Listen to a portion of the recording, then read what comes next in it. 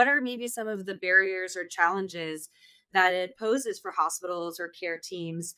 And then what are some of maybe the mitigation strategies aside from you have to, it's the law, that would make it Yeah. easier for it to get up and running?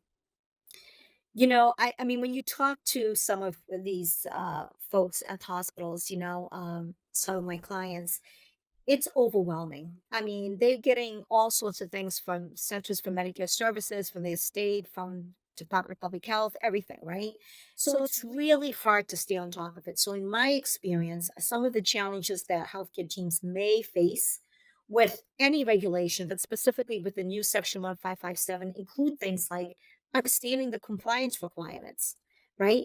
The changes may require healthcare teams to completely update their policies, procedures, and training to ensure compliance. But the worst thing that I find is when somebody is reading something, they don't quite understand it, but they think they do, and they end up doing endless amounts of work, but in the wrong direction, right? Spending money, time, effort when they're still not complying because they misinterpreted the compliance requirements. So, get go on some webinars, I'm not trying to sell consulting services. Let me just let's say that out loud, but get experts to help you with it, because it's a lot of nuances and it's usually an area that most people don't understand even today, language access in general.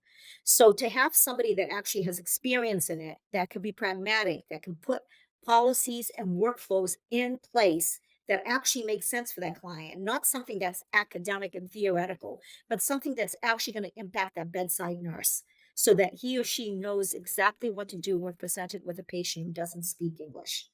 The Mhm. other thing is, it's going to change discrimination protections, right? I mean, it's going to have an impact on patient care because many patients experience discrimination.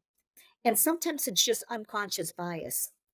People don't fully realize it and it's unconscious bias, but they have to be made aware of it.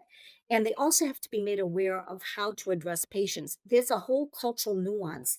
Being an interpreter is not just about the spoken word from one language to another, it's understanding the culture and being able to be a cultural broker between two, oftentimes very different cultures, right? They both they want to help the patient, but sometimes what's said and how it's said will completely negate any of the treatment plan because that patient's never going to trust the provider.